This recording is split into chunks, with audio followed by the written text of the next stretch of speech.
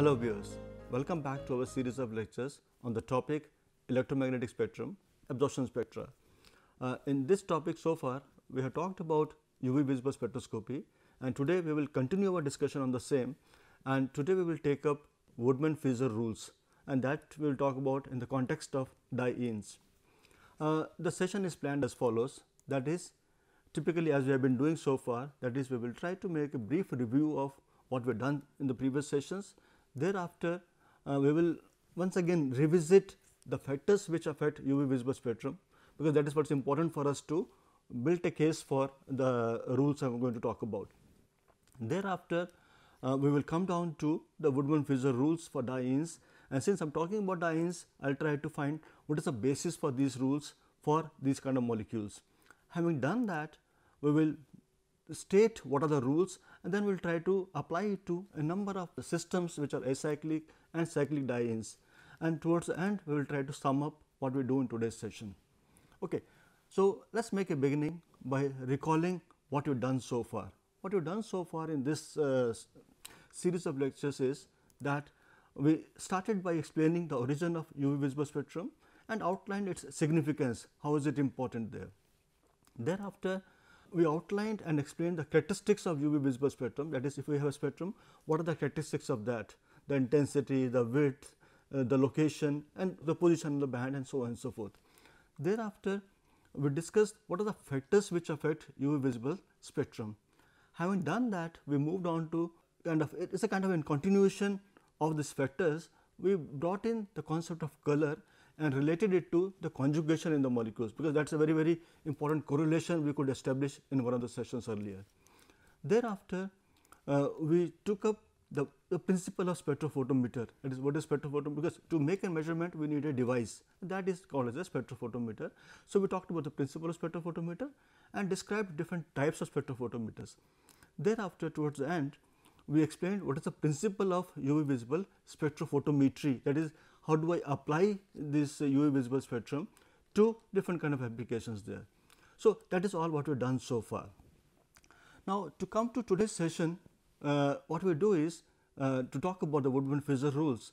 We will first try to quickly revisit, because these rules basically are related to the effect of different factors, the structural components of a molecule on the UV visible spectrum. So, let us try to recall for ourselves that what are the factors which affect the UV visible spectrum. The first and foremost of the three factors what we have is called as conjugation.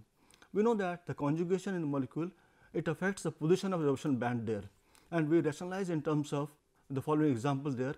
We have ethylene here. So, these are the two molecular orbitals for that, and the transition for this is observed at a wavelength about 171 nanometer.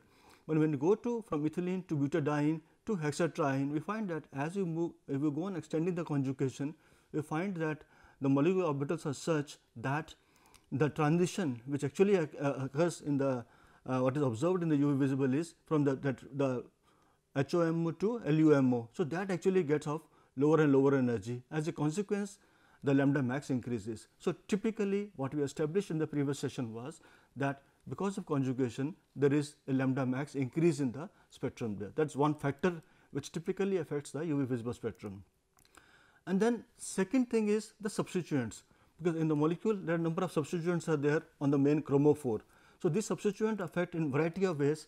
One of the most common ways of substitution affecting the absorption spectrum is say hyperconjugation. This is an example which shows this is my basic chromophore, the ethylene here. Suppose you got a methyl substituent here.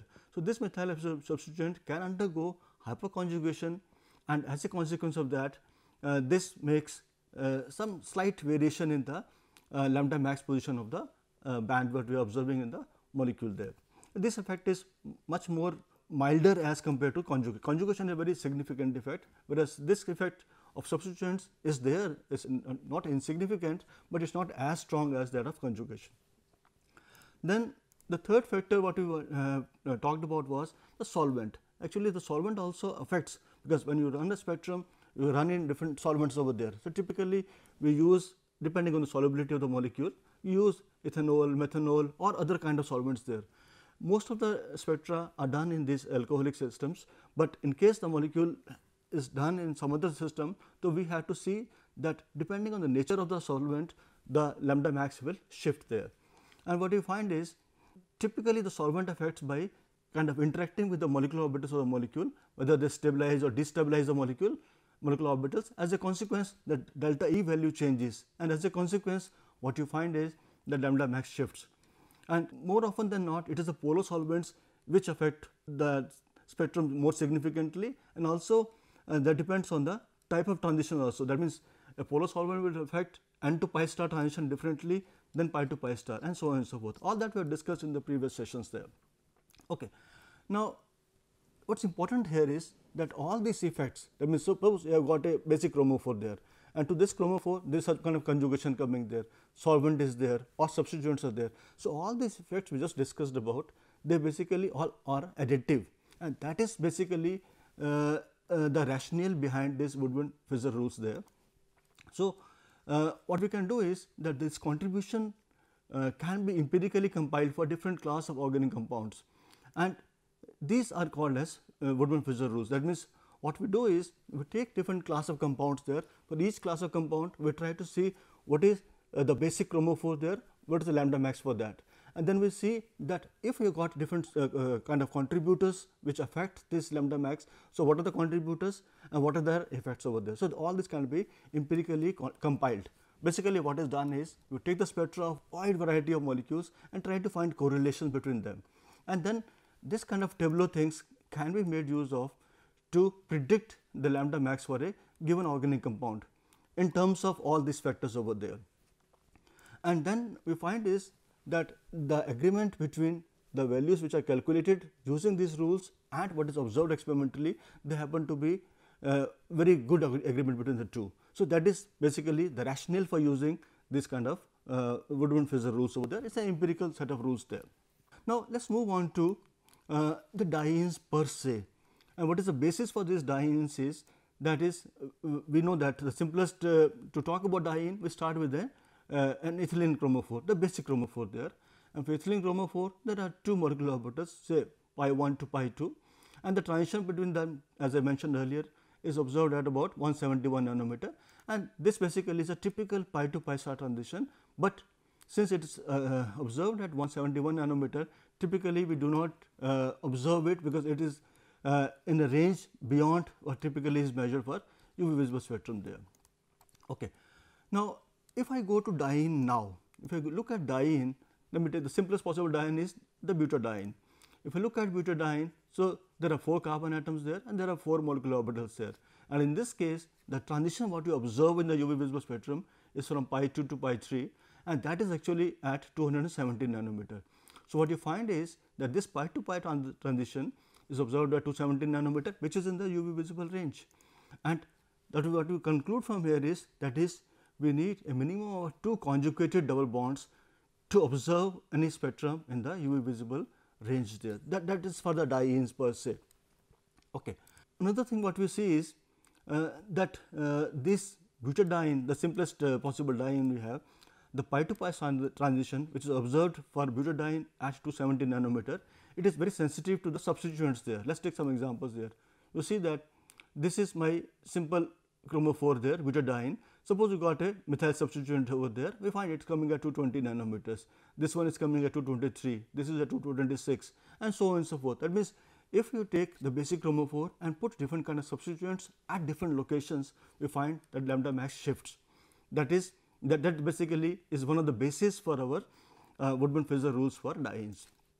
Now, these rules actually, as I mentioned earlier also, was proposed by Woodward and Fizzer because they studied the UV spectra of wide variety of terpenes and steroidal molecules containing this kind of chromophore.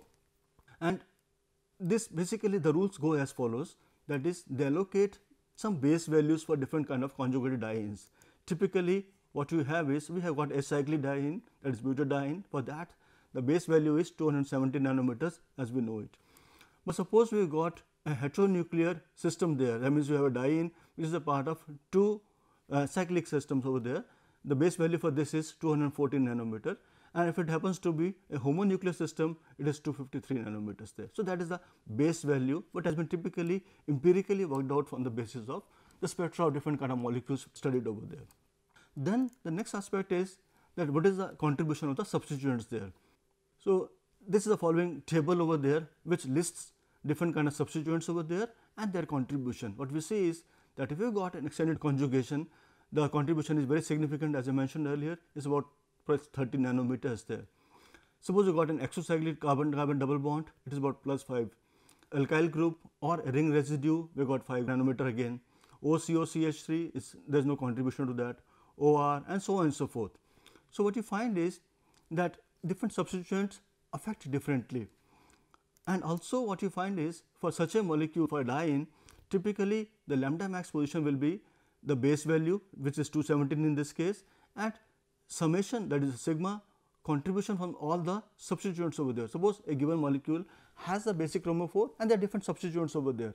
So, we add the contribution of each one of them to the base value to predict the value of for the given molecule there. And of course, we have to have contribution from the solvents over there. Incidentally, for dienes, the solvents do not affect significantly. So, we can ignore the effect of solvent there. So, primarily for dienes there are only two things, one is the base value and second happens to be the contribution from the substituents there. Okay.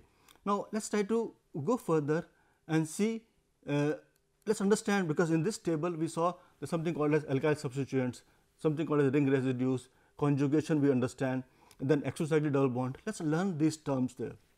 So, let us take some examples there. So, this is one simple molecule here, which is the diene here.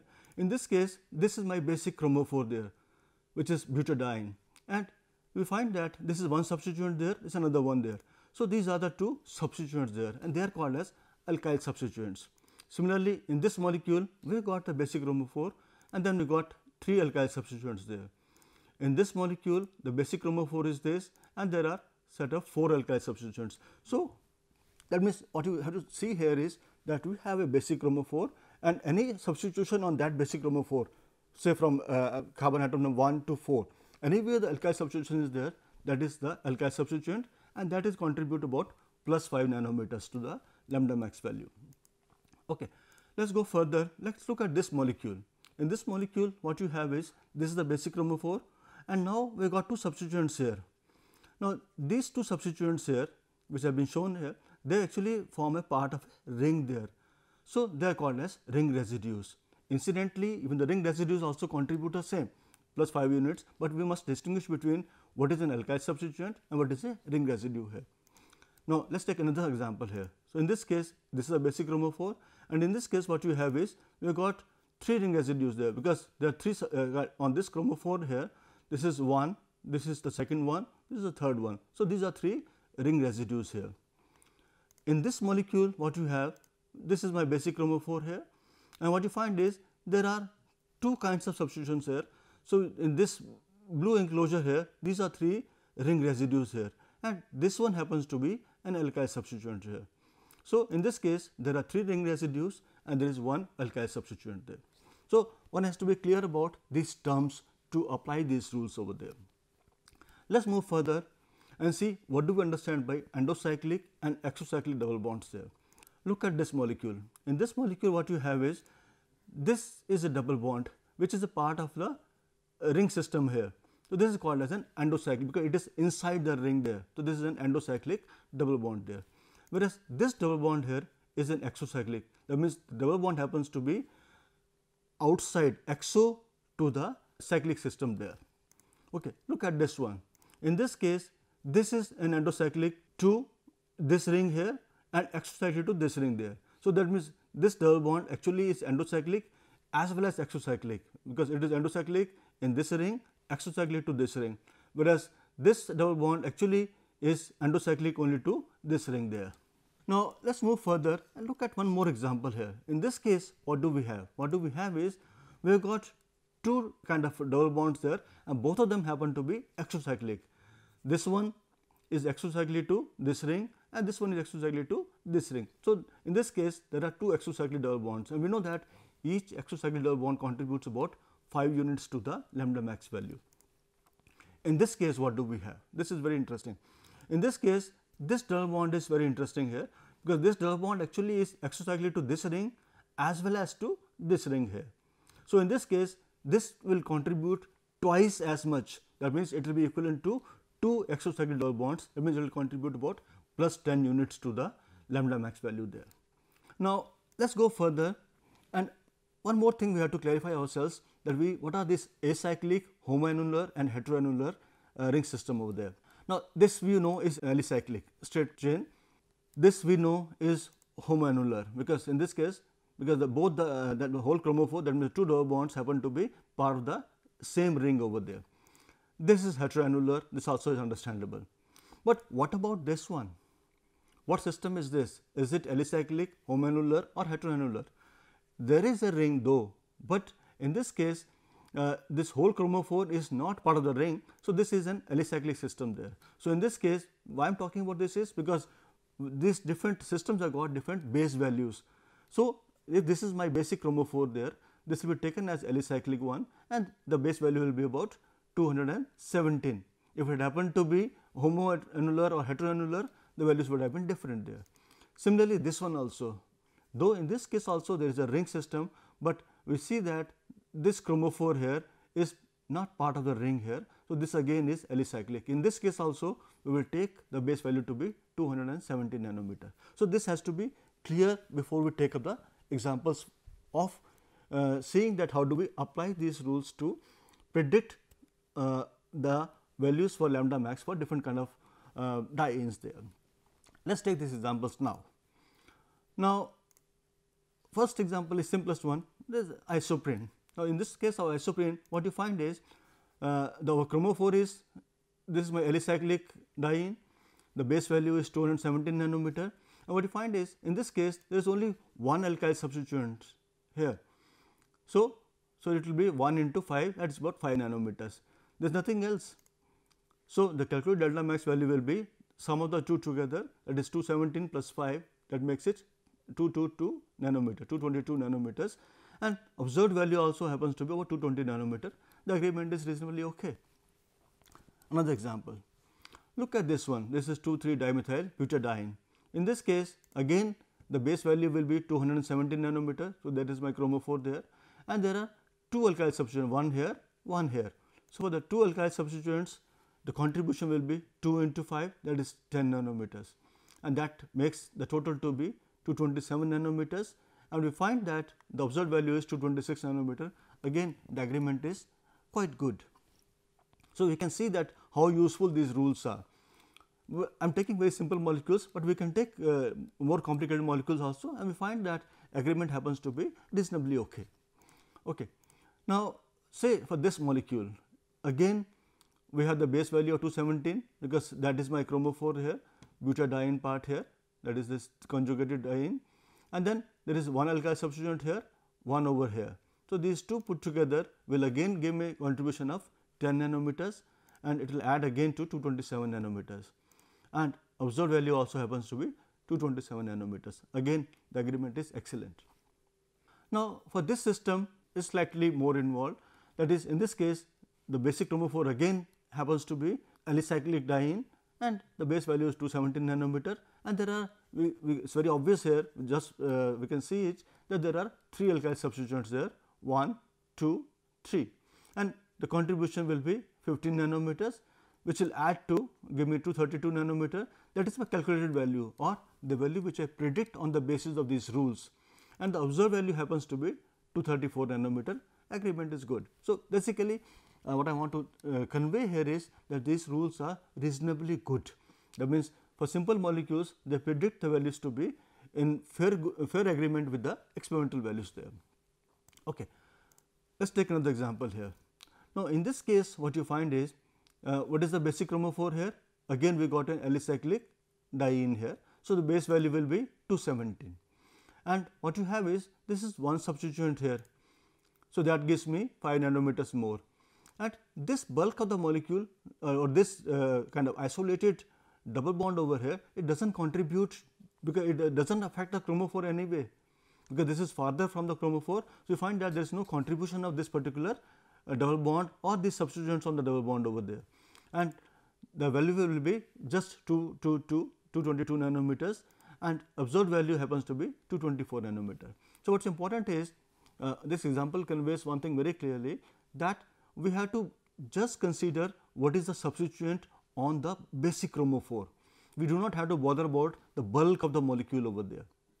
It may not contribute anyway to the lambda max value for the basic chromophore there. Okay. Let us move further and take one more example here. Now, in this case, what do we have? What do we have is, again we have got the base value of 270 nanometers, because our chromophore is alicyclic system here. And in this case, as we can see clearly, this is the example we took earlier also, they are the ring residues, because these substituents happen to be part of the ring. So, since there are 2 ring residues, so the contribution will be 2 into 5, about 10 nanometers, and that will give me. But in this case, there is one more component here, that is this double bond happens to be exocyclic to this ring here. As a consequence, there will be an additional contribution of about 5 nanometers because of this double bond being exocyclic to a ring. This will add to give me a value of 232 nanometers, and observed value is slightly higher than this 232 nanometer, but the agreement is not way off. Let us move further. Let us take another example. Now, you can do on your own also by seeing so many examples here. Again, the basic chromophore happens to be alicyclic diene here, and the base value is 217. And in this case, what do we have? On the chromophore, we got 1 ring residue, 2nd ring residue, 3rd ring residue, 4th ring residue. So, there are 4 ring residues on this. So, each one will contribute about 5 nanometers, total contribution will be 20 nanometers, and the observed value can be found out by adding to this the contribution of these 2 double bonds. Both of them happen to be exocyclic double bonds, because this is exocyclic to this ring, this is exocyclic to this ring over there.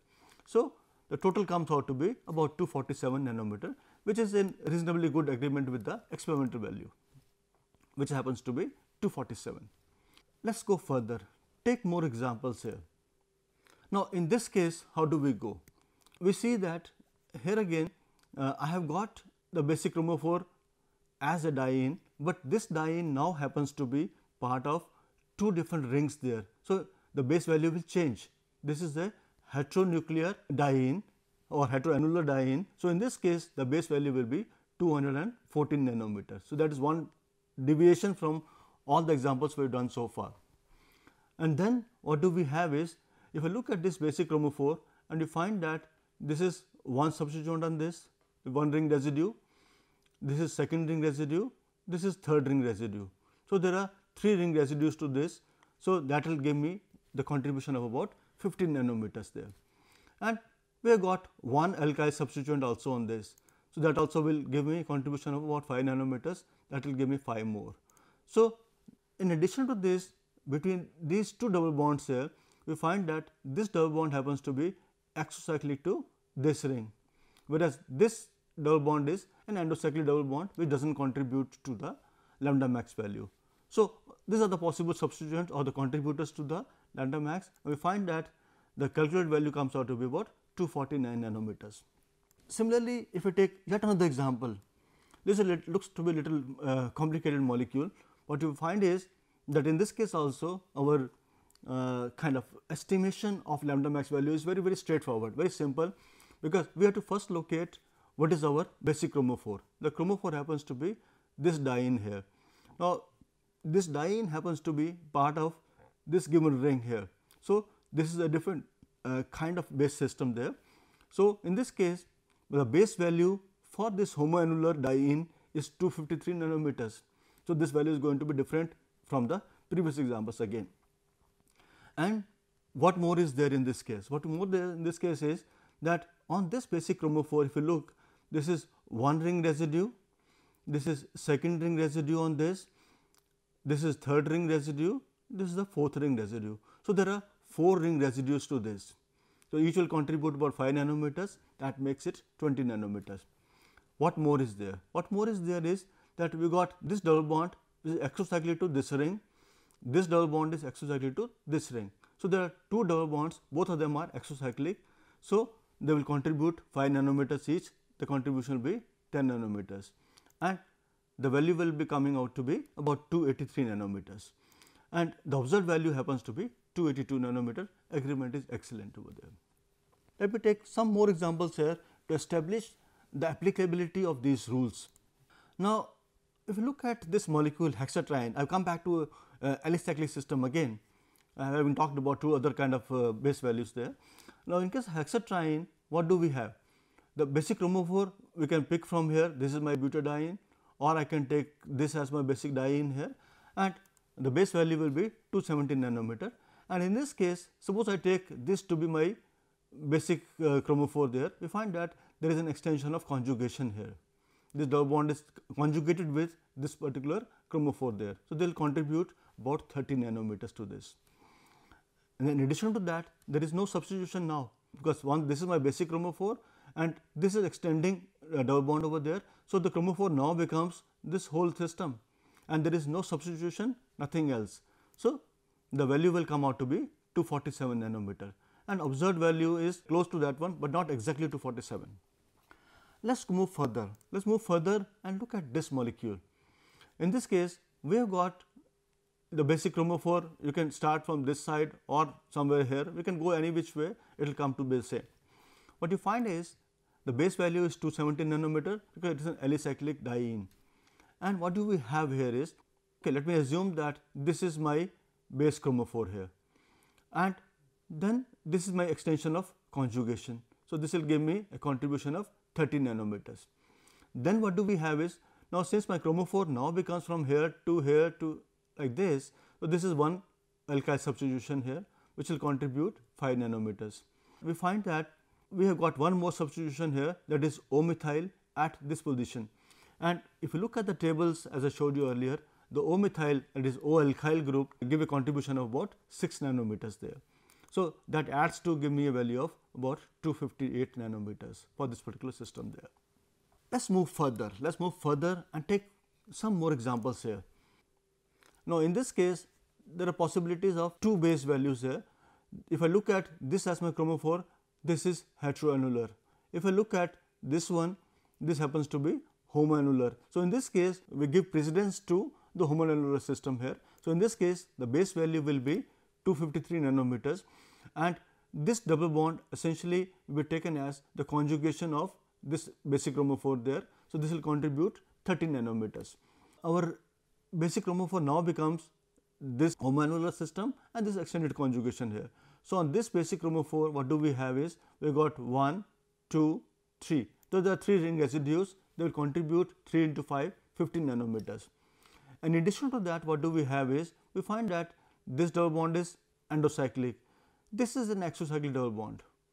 This also is endocyclic here. So, there is one double bond which is exocyclic. So, that will contribute about 5 nanometers more there.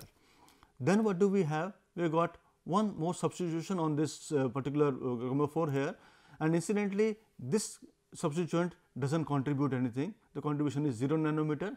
So, for this system, our predicted value or the calculated value comes out to be about 303 nanometers, and the observed value happens to be 306 nanometers, which is in good agreement again. Now, let us go further and look at this simple molecule here, octatetraene. In this case, this is my basic chromophore. We find that this is one extension of conjugation, this is second extension of conjugation. So, base value 270 nanometers, extension of conjugation 60 nanometers, because there are two groups, that is 2 into 30, that makes it 60 nanometers, and there is no substituent at all. So, this gives me a value of 277 nanometers there, and observed value is 290. Let us take this molecule here.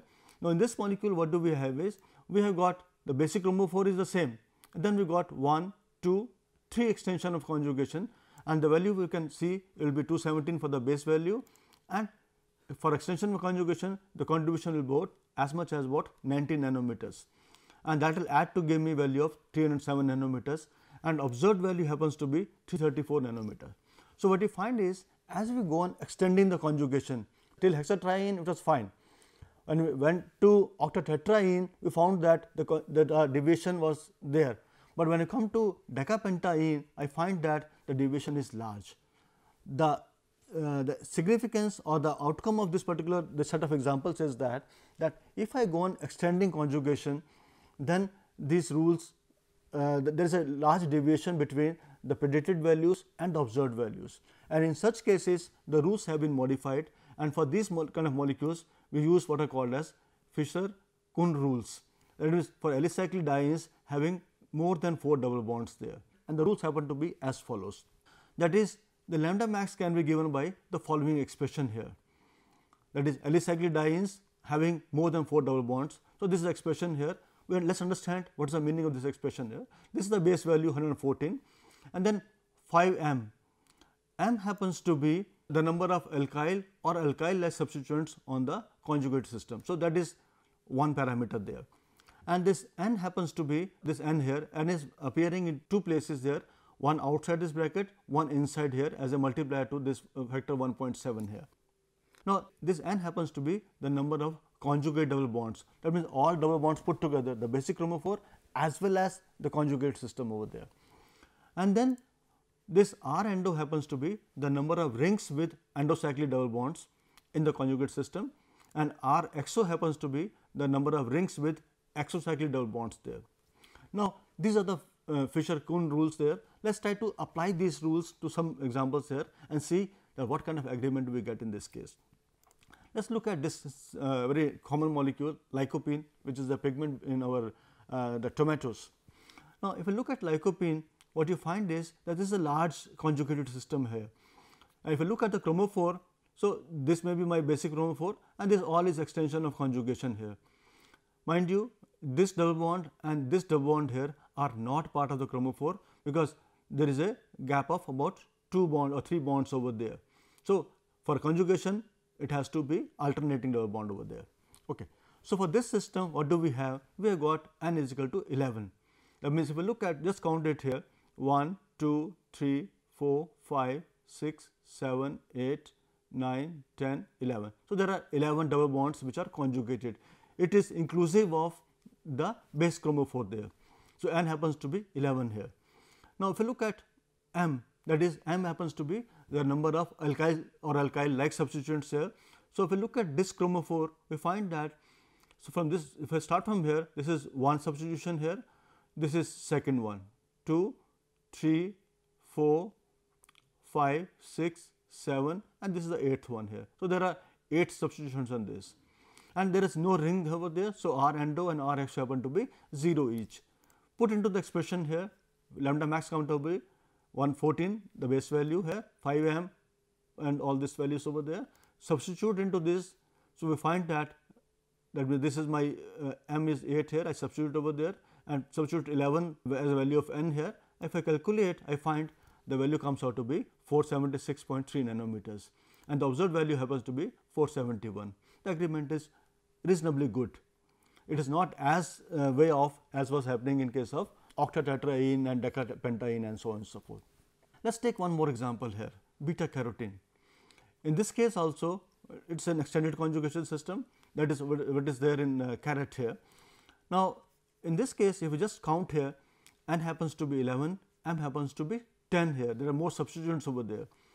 And in addition to this, what you find is that in this chromophore here, this extended system over there, we find that this chromophore happens to be part of ring system there, and in these 2 rings the double bond happens to be endocyclic here. Okay. So, if I just put these values over there, this is my basic expression here, substitute the values here, we find that there are 10 substituents over there. So, it is 5 into 10, 11 is the number of double bonds there, and this 2 happens to be the endocyclic ring systems over there. So, 16.5 is the contribution of each, and if I solve this expression, I find the value comes out to be 453.3 nanometers, and the observed value happens to be 454. Again, an excellent agreement over there. Then yet another example. So, in this case, what you find is n is 11, m happens to be 9, R endo is 2, R exo is 0. Again, this is my basic expression there. Substitute the values. I find the calculated value comes out to be about 448 nanometers, and the observed value happens to be 452. Quite a good agreement again. So, with this we come to end of this session, and we've done not many examples of application of this Woodman-Fisher rules and Fischer-Kuhn rules over there. Now, let us sum up what we have done today. What we have done today is we reviewed the contents of the previous sessions, and then thereafter we revisited, in this context of reviewing, we revisited the factors which affect the UV visible absorption. Then thereafter we came down to the theme of today's session, that happens to be the Woodward-Fisher rules. We explained the basis for these rules and then stated these rules and applied them for variety of alicyclic and cyclic dienes there. And by this application, we kind of predicted the lambda max position for these molecules, and we found that the agreement between the predicted values and the observed values was reasonably good.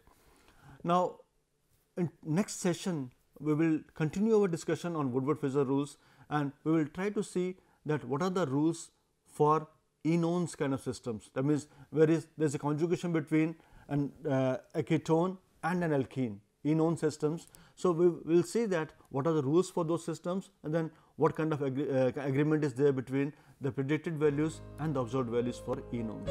Thank you.